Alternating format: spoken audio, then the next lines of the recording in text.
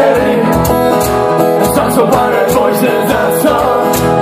Omluvně, že jsem tak smilý. Dámy a pánové, musím říct, že je to téměř naší povinností pro ty z vás, kteří povinně a vlastně rádi a pravidelně platíte daně. Mám dobrou zprávu. Teď přes léto hodně absolvujeme cesty po dálnici D1, která je v nekonečné rekonstrukci. A musím vám říct, že naše peníze jdou správným směrem, protože oba dva dělníky, které jsme viděli, tak makali na plné pecky. Naši pány paduje nečarec, jeden přes vrchu, tož druhý musí ze spoda, aby ochránil vodu. Pane Bože, za co?